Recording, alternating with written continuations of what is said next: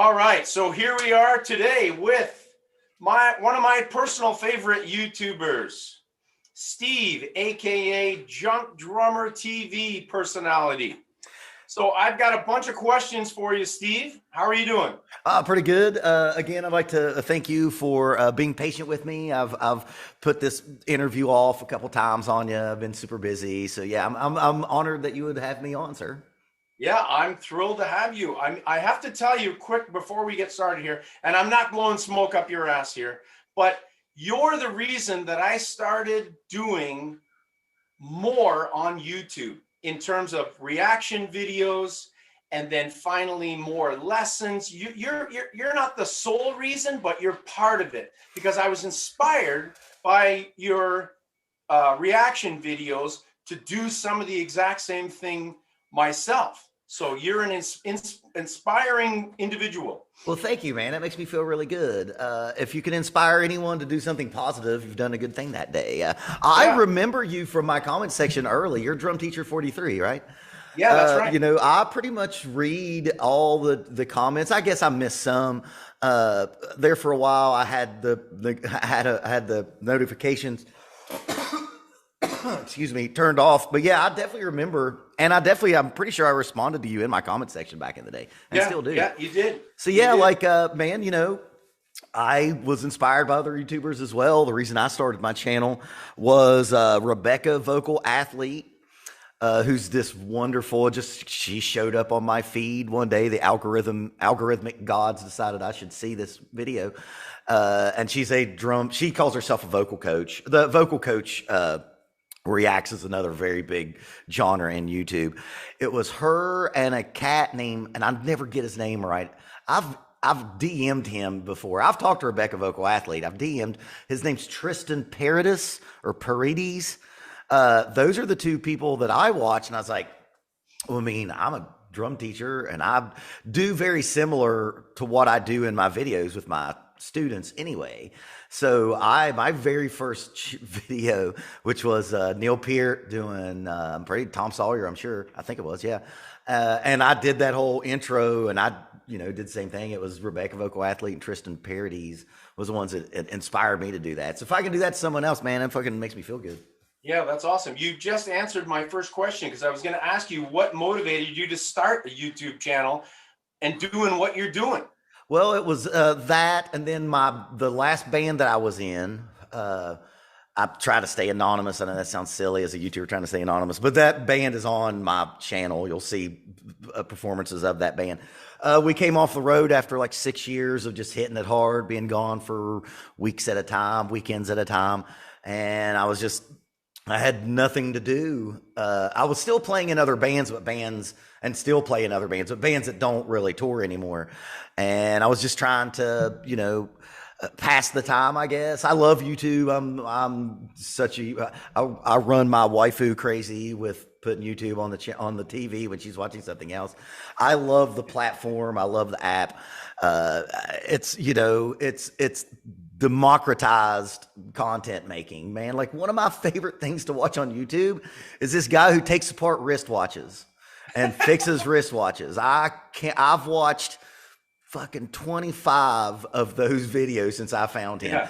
And you would never see that on any television platform. No streaming device is going to have a guy speaking in a soothing voice, taking apart old wristwatches. You know what I mean? The Bob Ross of wristwatches. I love him, dude. It's wristwatch restoration. I love him. He's so good. That's funny how my wife's the same way, asking me like, what are you watching on here? Sometimes we go down these rabbit holes and we watch the craziest stuff, and I find it extremely entertaining.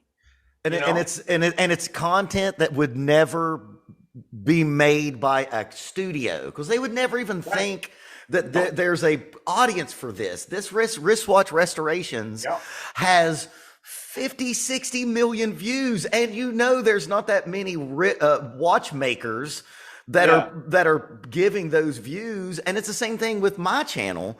I was blown away, and Stephen Taylor, who I interviewed on my channel, who's I think one of the best YouTube drum teachers on the platform, he talks about and we talked about this together, there's so many non-drummers and even non-musicians who watch this kind of stuff. Yeah. You know what I Big time. mean? Like it blows me. Yeah. I figured like if I could get like, I don't know, 7 drummers to watch my YouTube channel, then I would be fine. But it just shows you that like the people who are in control of making, and I hate that word content, but there's no other better way for it. The people who are in control of making content really don't know what the fuck they're doing, because no one would have ever thought, let's put this dude who you never see, only thing his channel is his hands and all of the tools that he uses and the wristwatch. You never see his face. I don't even know what the guy's name is. Right. No one in a boardroom would be like, that's going to get us 60 million views, right? And it's proof that how out of touch the people who make material for us to watch are.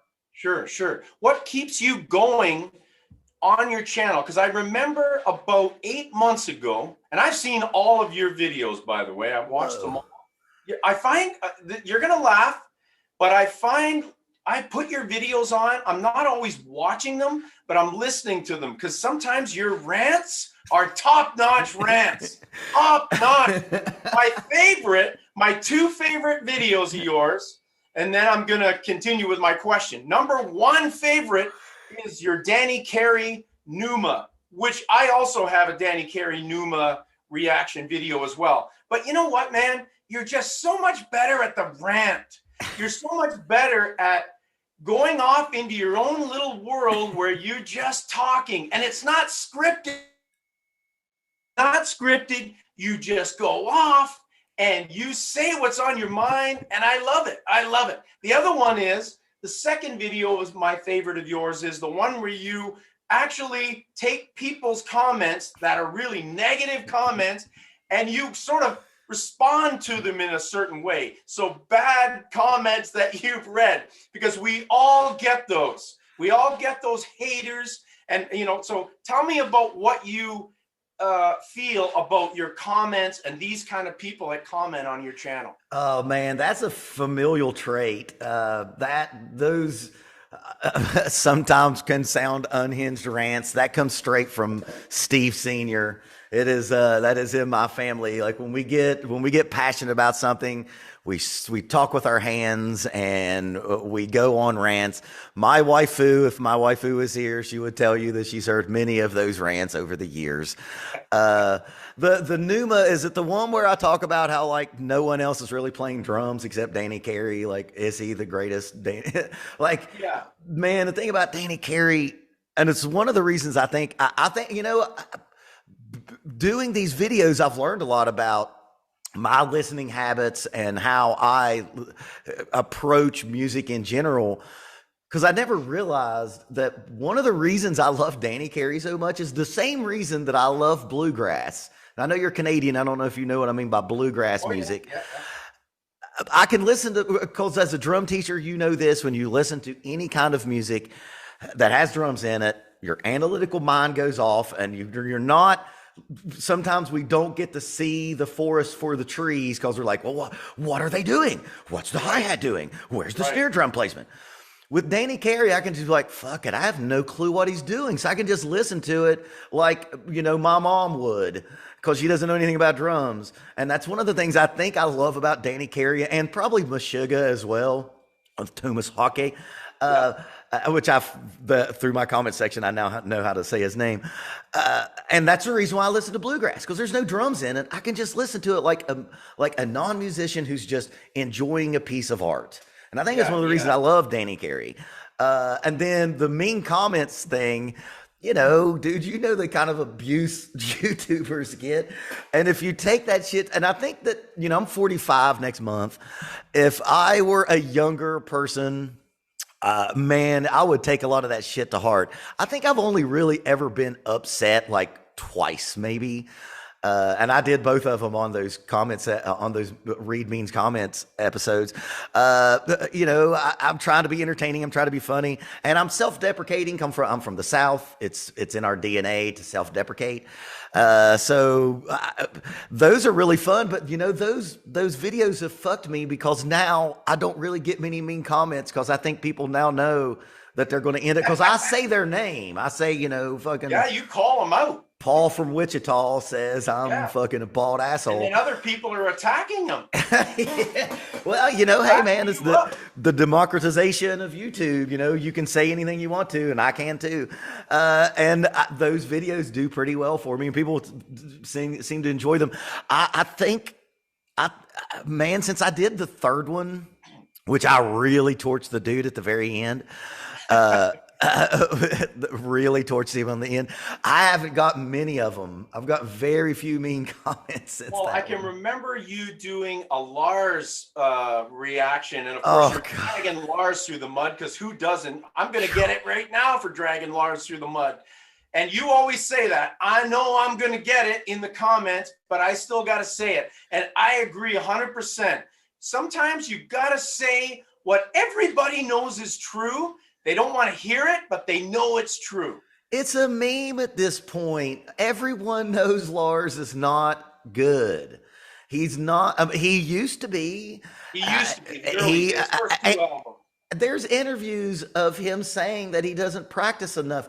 There's fucking video of James Hetfield making fun of him. There's a video of them in the studio, and they say something about, well, what do you think another drummer would think about this? And James says, I don't know. We'll find out when one shows up. And Lars is in the drum room tracking. His own band member says he sucks. You know what I'm saying? Yeah, I've only really done. I've tried to keep my stuff as positive as possible, but as you said, I do talk off the cuff, and I do, which I think maybe is the reason that people dig what I do, because exactly. nothing is scripted. People like what you do. You're not scripted. Not at all. The only thing I've ever scripted. The only thing that I've ever scripted was and I didn't really script it. I had to do an outline, and it's a kind of video that I'm going to do more of. Was the top 5 most annoying fan bases. Now that one I did have bullet points, so I did write ahead on that. But any of the React videos or the Read Me comments or what about your drunk drummer video? Which one?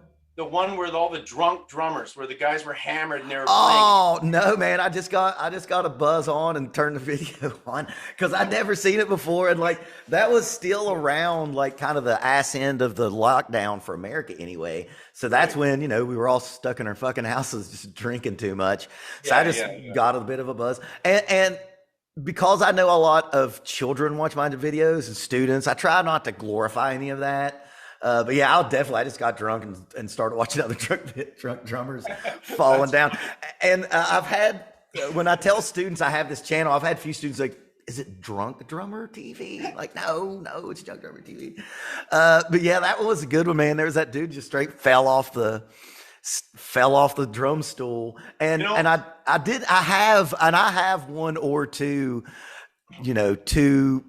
been overserved on the drum chair, or maybe shouldn't have been on stage, but I was in real time doing that video and was like, man, I should tell that story about me and my bass player getting way too hammered. And I was like, nah, I'm not going to do that. I won't, because I am cognizant that students and kids watch my channel. Yeah, for sure. I try not to glorify that stuff. And like, I've done a few, where I'm from, I live in the opioid belt of of America.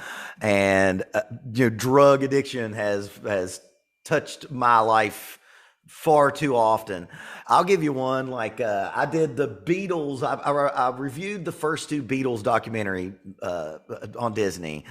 Right. And the first one I thought was great. And the second one, it's going to get a little dark, Tim, but we'll get it lighter after this. But the second one was the one where like they were fucked up, and it was just a lot of just nonsense. Did you watch those documentaries? Yeah. It was just a lot of nonsense going on. Now, I'm not saying that's not what happens, because it's exactly what happens in bands.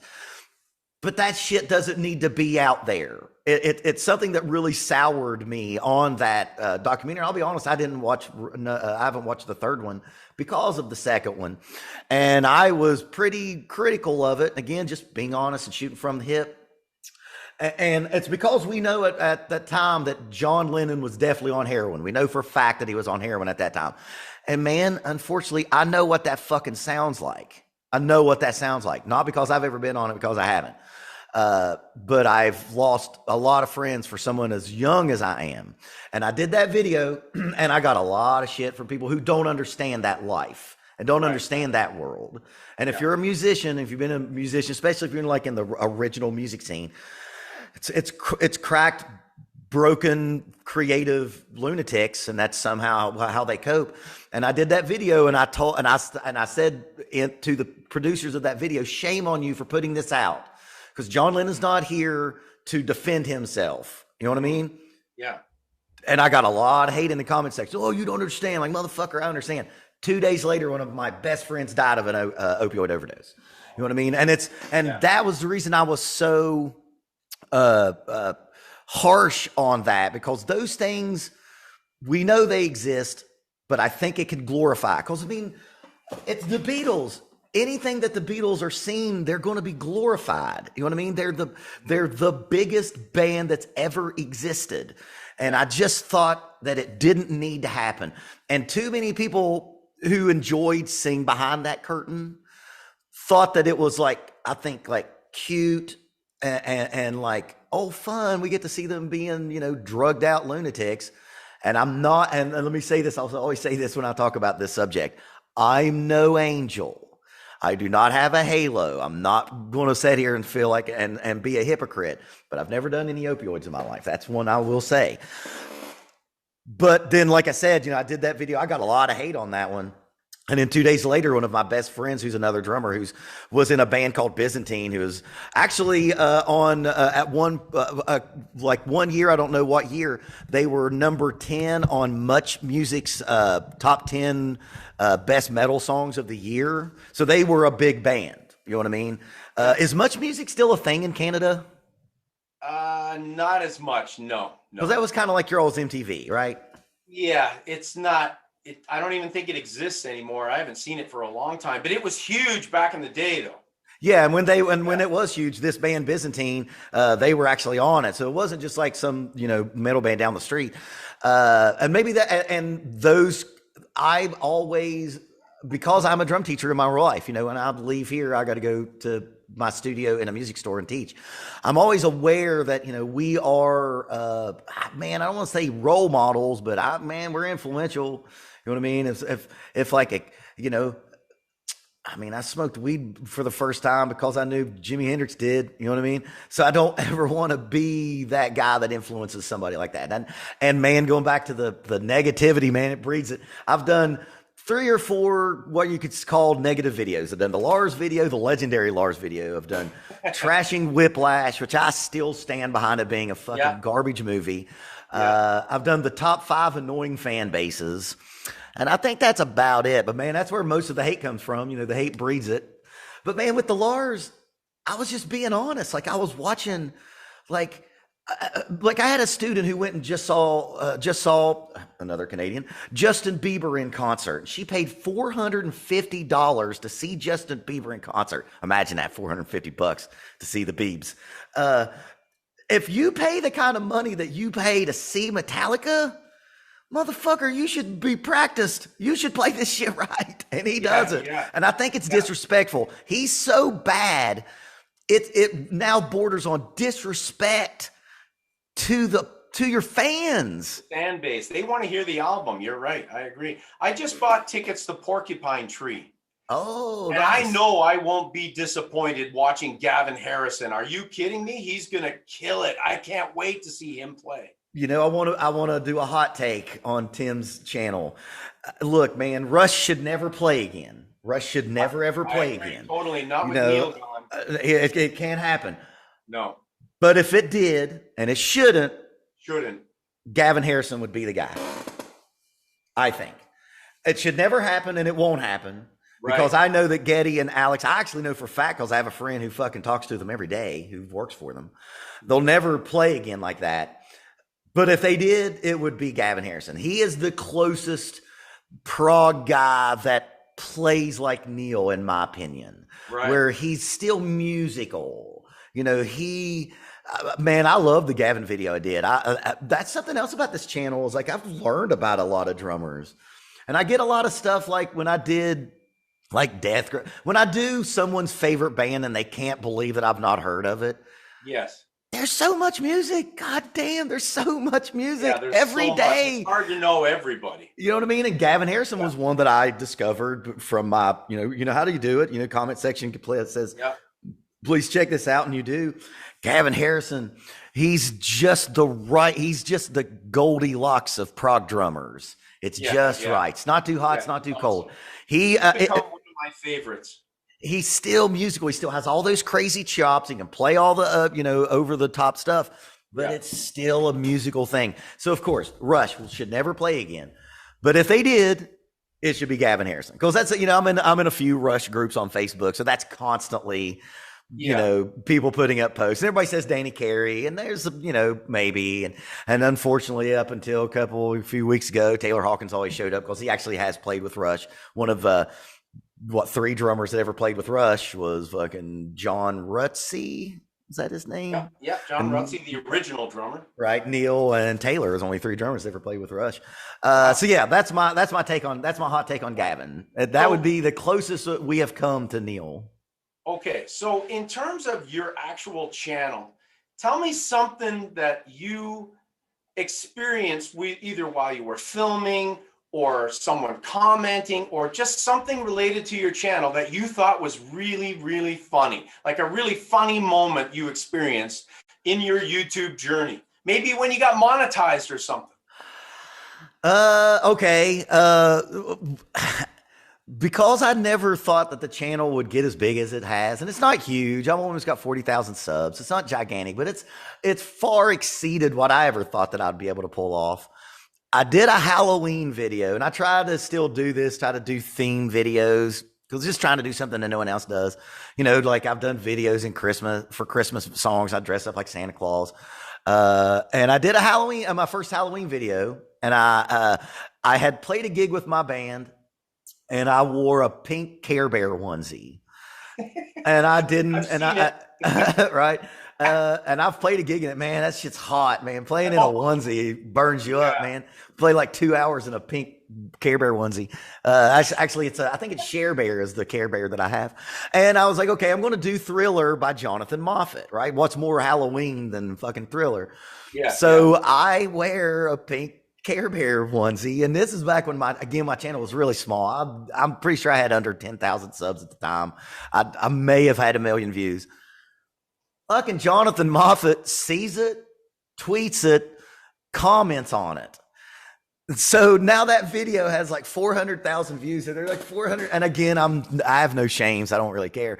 But like 400,000, I never thought that like 400,000 people would see my dumb ass sitting behind a drum pad with a pink Care Bear onesie on. And the video's good. Like I think I break down what makes Jonathan this unique monster of groove, but I'm also doing it in a pink onesie. So he tweeted it out and actually emailed me and said that he like enjoyed the video and all that good stuff. So that's awesome. That's one. Awesome. Yeah, that's when I became more cognizant of like, oh shit, people that I do these subjects may see this, and maybe I shouldn't. Or maybe I should just buy the whole line of Care Bear onesies and just wear those regularly. Yeah. So in sort of a continuation of my last question, tell me some of your favorite videos on your channel, ones that you really find entertaining or you felt that were really giving knowledge to people, and ones that you really liked. Man, I've done so many now. I know on the React videos, I think I'm going to do one tomorrow, and I think it'll be 127 or 128, because I do number them all, because I'm a kind of a completist like that. I think I really like, going back to what we said earlier, I really like the very first Rev video that I did, because I talked at length about those problems in the middle of it. And did a little bit of a, PSA. Because again, man, I've been touched by that shit so much in this goddamn music scene. And if I can just tell, and man, I have to say, I had a guy get hold of me and said that, like, he was going through similar shit, and that kind of like inspired him. Man, hopefully something positive came from it. So I really like that. I did that in the Chris Cornell video. Well, Chris Cornell, Soundgarden video. I did that in the Rev video. From like a straight analytical standpoint, the one that I did on Clutch's John Paul Gaster doing Burning Beard, I think it is. And it's a song that has a bunch of odd times, and I know how to play it. And that is a good example of me breaking down what actually is going on. Because that's the thing about my React videos. My videos aren't really React videos, because it's not like when a citizen does a React video where they don't know anything about music and they're just like, whoa, that's crazy, holy shit, blah. Those videos, which I don't think videos are very valuable, because they're not adding anything to the content. They're just latching on to the popularity of that thing. Right. Because, dude, I mean, you're a fucking drum YouTube channel. If you do a Danny Carey video, which you are contractually obligated to do because you're a fucking drum channel, you know that's going to be your biggest video the last couple months, right? It is my biggest video. It's everybody's biggest video. I've done fucking 3 or 4 of them. I'm not doing any more. I've said everything I can say about Danny Carey. Yeah. Oh shit, where was I? When I started doing React videos, I'm doing material that I'm very aware of. So I was just using the word React for the algorithm. Now there are videos that I do that are real React videos where I've never heard the artist at all. But the very first video I did was Tom Sawyer, and I fucking know that song inside and out. Yeah. I wish I was a better YouTuber when I did that video. I did okay, but it was the very first video that I ever did. And it was the first time I hit record, I did the thing, and then that's the product that you see. The John Paul Gaster is really good breaking down how that song is played, because that Burning Beard has a ton of different odd times in it and changes, and I love Clutch so much. And then I think for like the classic React video is I really like the Death Grips video, because I'd never heard them. I'd only heard about them through Anthony Fantano, who's one of my favorite YouTube. I know he can be kind of a divisive figure because he kind of gets into politics. But when it comes to straight music commentary, I think he's one of the greatest on YouTube. And, he's like the ambassador of Death Grips. And like what you're seeing in that video, like, man, I was moved by that band. Like I haven't been moved in a while. And I don't watch all my videos, but that's one I will go back and watch, because I enjoy seeing myself in real time, being like, God damn, this is one of the best things I have ever seen. Like, I believe every fucking note that this band plays. Then later on, I found out that David Bowie said that Death Grips were the future of music. You know what I mean? So like, oh shit, I'm fucking in line with one of my heroes, who is David Bowie. Yeah. And then the other one I really like, and I get a lot of hate for it too, but maybe I need to go mine that for the Read Means comments, is I did a video pretty much white knighting for Meg White. I know Meg White ain't Gavin Harrison, but I don't give a shit, because Meg White's amazing. And I think that it's so easy to be like a pretentious know-it-all drummer person and rip her. You ain't doing what she did. There's something just primitive and beautiful and simple about what she does. And you know what? Now that I said that out loud, I can go find some mean comments on that, because I got so many people like, oh, you're just simping for Meg White. She can't play. Like, fuck you, guy. Look at the crowd. Look at the crowd in that video. That's what matters. Your ability to play in groupings of 5/6 means jack shit if you can't make people move and feel like that. And that's something I think I've tried to do for my channel, is not worry so much about all of the technicality of the drumming. It's for me, and this is my big long rant about my difference between React and analysis videos, is I'm trying to tell people why something is being done, not how, because that's all I do all day. Like, you're a drum teacher, all day you teach how to play a double stroke, how to play a flam, how to play 6 tuplets on your feet. What I'm most interested in, because it helps me as a musician, is why something is being done. Right. Why did this drum fill happen here, and why does it end there? Why is Right. someone doing this instead of that? That's when you're really analyzing music on a high level that is Yeah, beneficial for you as a musician, I think. I agree. Now, you're leaping right into my next question. In terms of, everybody knows about, I've seen your videos teaching where you're actually teaching. And that's another thing. You and I teach so similarly. You know, I watch sports. You know how people watch sports and they yell at the TV? Are you kidding me? You just made that player. I watch your videos and yell at you on Well, the TV. Are you kidding me? That's exactly what I do. Like, it's just unbelievable, the similarities. well, you're not the only drum teacher that said that about those videos. That's my new In line when my I'm opinion, teaching that's Bryn. what good drum teachers do, though. They inspire, they motivate, they get people excited about music, excited about drumming, and really passionate. Because if we show this intensity and this passion, then it's going to be right off to the student.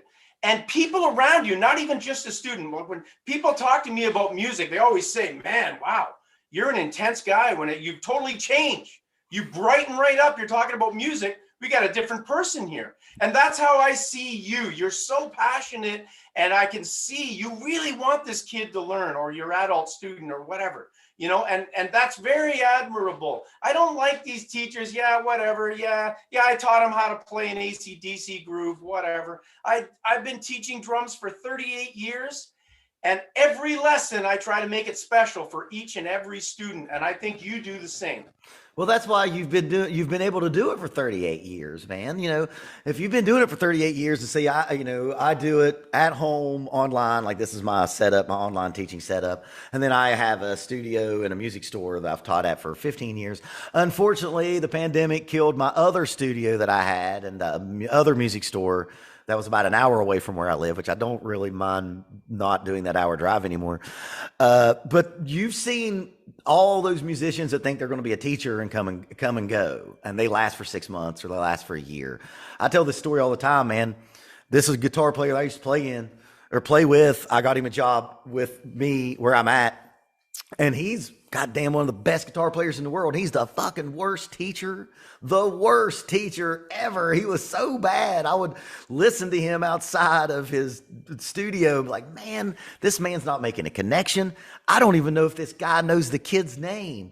So to be able, and I've been doing it for, I think 24 years, something like that. Let's see, I'm 45. Yeah, 24 years. I graduated when I was 21. And I taught in high schools for 13 years as well. If you don't have that passion, it's a slog. It's a slog.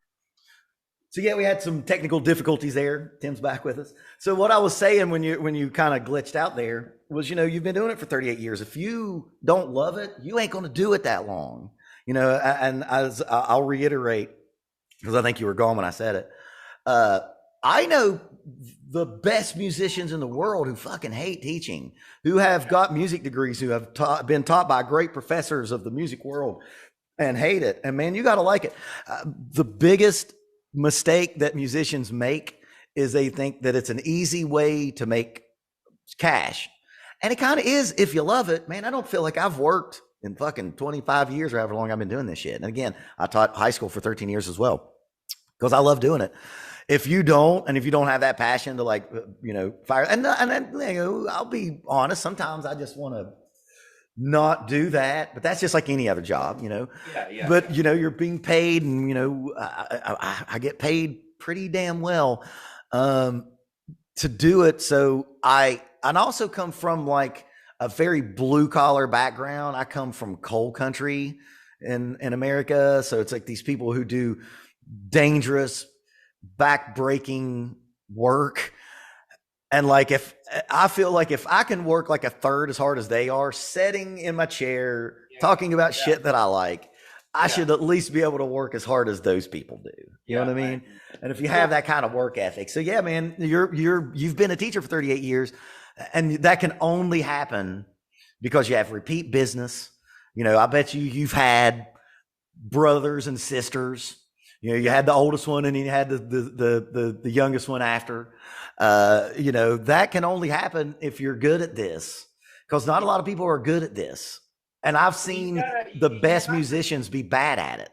Yeah, you're not just teaching the kid or the student, whatever age they are. In some cases, well, at least for the kids, the parents always say, "How was your lesson? How did it go?"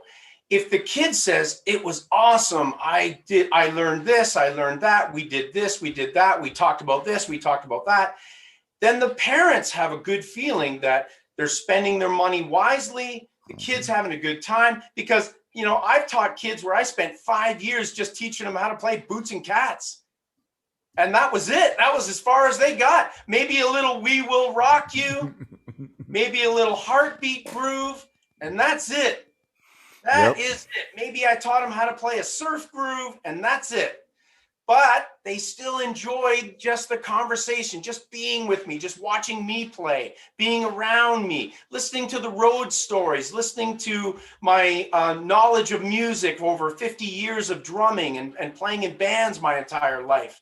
That kind of stuff, it's priceless. And that's what the parents are paying for. And man, I've been, and I know you have too, I've worked as almost like a therapist sometimes. Yes. Sometimes like people can't afford to go to therapy. They come to us. And yeah, you're right. That can be tough sometimes though, because we're not trained. It can be. I've had it. I've had it more over the years than I ever thought that I would. And I'm very honored when someone says it in that way. And so I just kind of tell them like, man, I'm not, I have a music ed degree, which is a completely fucking useless piece of paper, but I've been through a bunch. I've been through a lot, and music has always been the thing that kind of, I don't want to say saved me, but it definitely helped. You know what I mean? Right. Like I'll have maybe it's the single mom who's having a fucking hard week. And I know that for 30 minutes, I can get her mind off of that. And I know I have one right now that I know for a fact that 30 minutes is like this respite from the rest of her. And man, yeah, it's such an, I'm so proud to be able to do stuff like that, because if you're doing something for capitalistic gain, and that's what we're doing, but you get to do something that's good like that. I mean, what's better than that? Like that's a good day. It's a great day that you've had when you can help someone in a positive way. Yeah. I'll give you an example. I had a student that came to me and said she was getting picked on at school. She's in grade 9. She's having problems. Girls are making fun of her. Boys are making fun of her. She's having a hard time. So I told her, I said, "Listen, this is what I want you to do." This was on a Saturday morning. We had this lesson. I said, "Monday, when you go to school, you got music class, right?" "Yep, I got music." "Okay. Show up to your music class early and just start playing the drums. Just start playing. Play some, whatever you feel really comfortable playing, play it. And lay it down fat and lay it down heavy, like you mean it, like you're in a show. And then watch what happens." And her reaction was, I don't know. So anyway, I said, "Just do it." So she comes back next Saturday. I said, "Did you do what I told you to do?" She said, "Yeah, now I got all kinds of new friends. Nobody knew I played drums. Nobody knew I could do this." The whole world changed for her. That is what we're talking about here, Steve. That's what we do. Because everybody loves the drums, man. When the marching band comes by, the kids react to the drums. They don't fucking freak out over the flutes and clarinets. They love the drums. That's actually funny you say that. That new line of videos that I've got where I'm teaching Bryn how to play.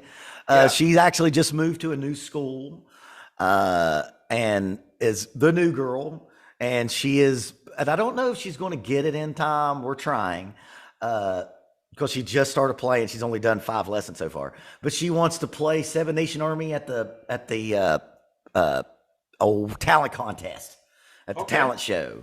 Yeah, that's and I think it's kind of maybe similar to that, because there's this new girl, and then like, man, you see somebody up there playing again, going back to Meg White, playing a fucking badass Meg White song. Everybody's gonna love them. Everybody loves drummer. Yeah. It's the drums is. I think I could be wrong. I think the drums are one of the most universally loved instruments because it's such a primal thing. Yeah. It taps into the most primalist of instincts. I You know what I totally mean? agree. And maybe it's just because I think guitar players are bullshit, but I think the guitar, but drummers, man, oh God, fucking, that's another one that I get. I got a lot early on because I said more of it early on in my channel. It's just burying guitar players because there's just so Yeah, many of yeah. them, and they're I fucking know. guitar players. I know.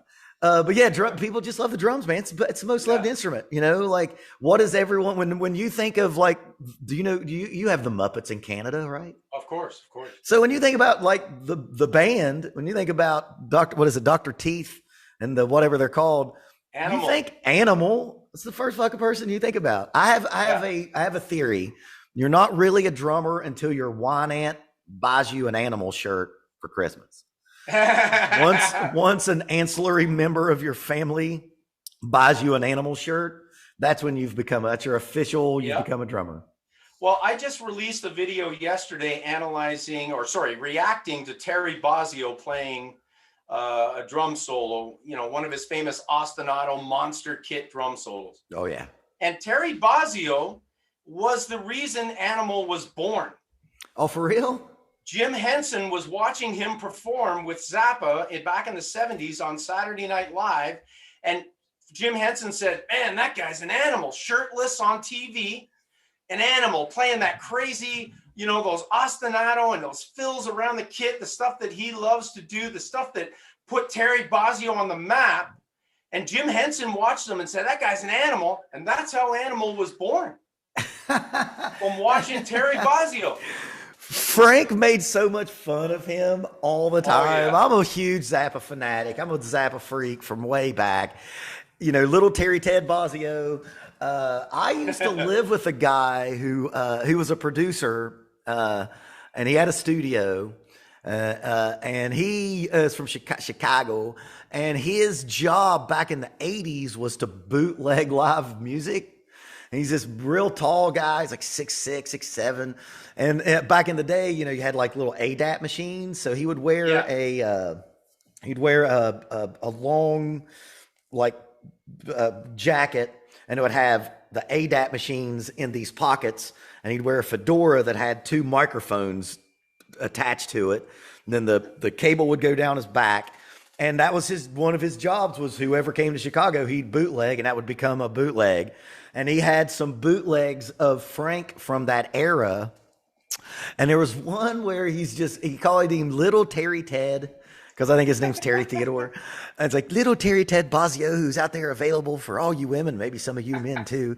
And like, he just made Terry Ted just like, because if you see him do like Punky's whips, and he would wear the devil mask, and like, he made Terry Ted be so theatrical as part of the Zappa freak out that would happen on stage. Yeah. I think that stayed with Terry his whole life. Yeah. Because you think about when he does like the pop, and he always like does all those histrionics. I truly believe it's because Frank made him such a theatrical player in his band. Turned him into a showman. For sure. Yeah. Okay, Steve, I got one more question for you. Where do you see, because you mentioned a little while ago about your channel changing. Mm-hmm. Where do you see your channel going, and what's next for you on YouTube? Because I love doing this stuff so much, and I've even seen a drop off on my React videos, and I've kind of kept up with all the other actors. Like I'm pretty good buddies with Andrew Rooney, the cat from New Zealand. Me and him's actually going to do some stuff down the road. Our times are so far off because like New Zealand, I think is like 12 hours behind us or ahead of us. I think it's ahead. I'm going to always do react analysis videos here and there because I love doing them. And again, it's just an extension of shit that I did in more advanced lessons. When a student is a good drummer, now we talk about why something happens. So I always do those. But man, I think the react video is going the way of the dodo bird.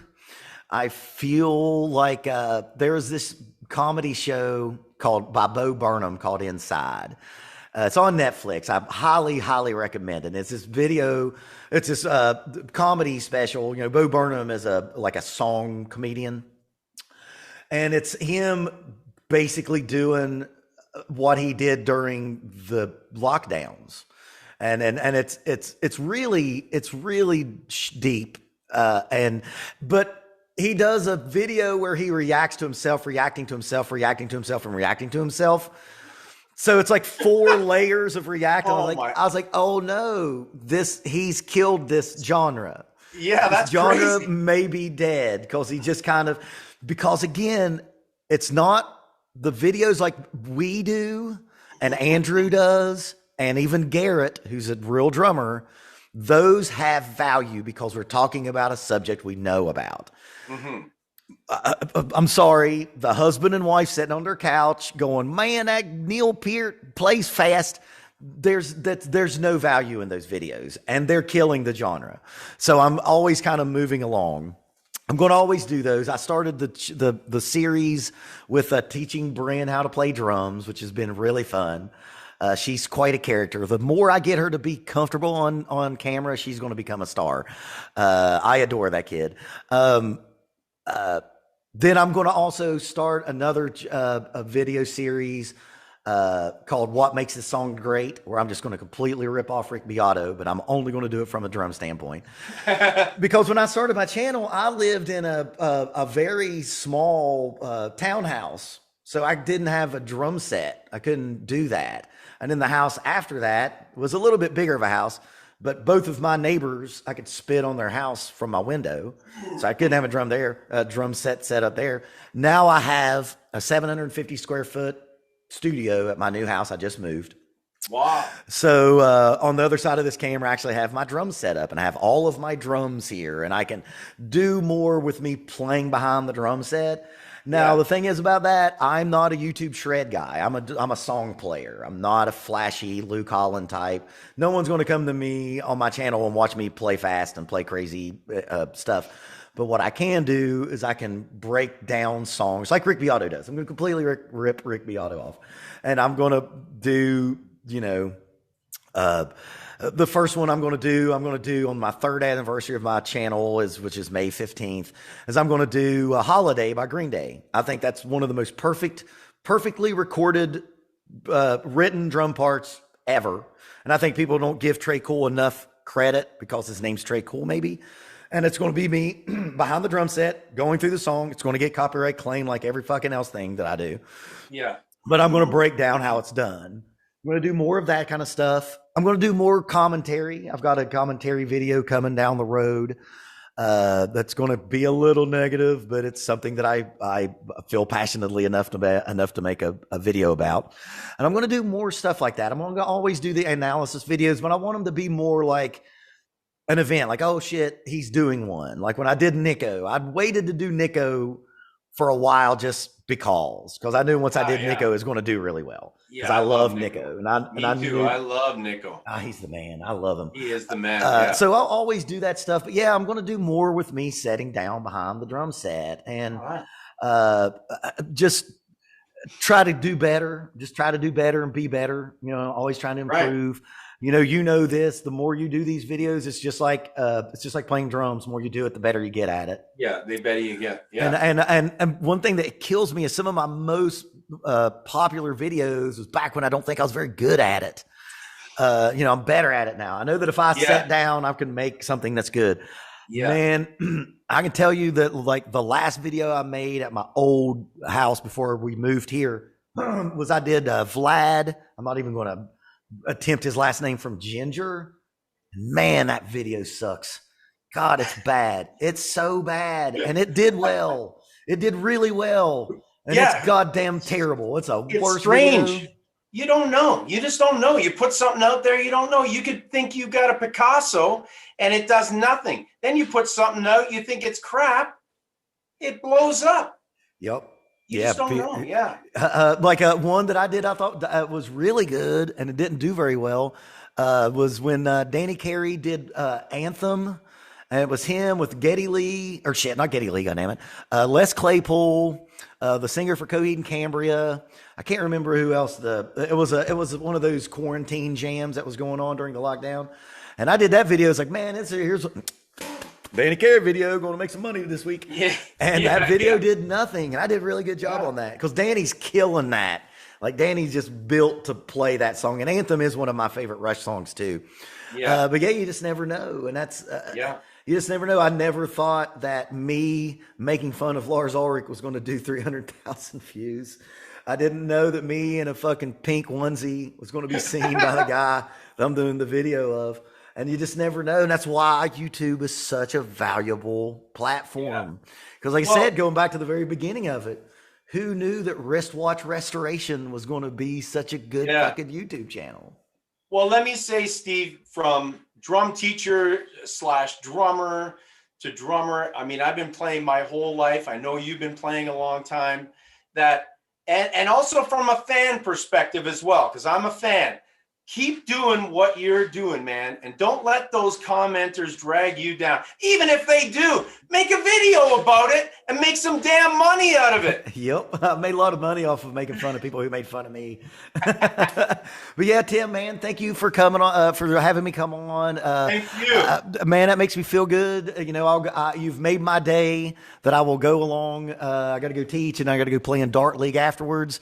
That, you know, that I, you know, in my little way help inspire you to turn the camera on, because what you do is valuable. You know, there's so many people. How many students have you had come in and could already do some shit who you know never played before, could already do some stuff because they went on YouTube and learned something. Yeah, you know, you're getting to reach people and teach them. And what's better than that? You know, one day we ain't going to be here, but we've left this thing behind. That, you know, who knows who knows who will see it in the future. You know, maybe somebody who sees one of your videos is going to be in the biggest band in the world in fucking 20 years. You know, if you do that, what better way to spend your day? You know what I mean? Yeah, I agree totally. All right. Thank you very much, Steve. Thank you very much, Awesome. Tim.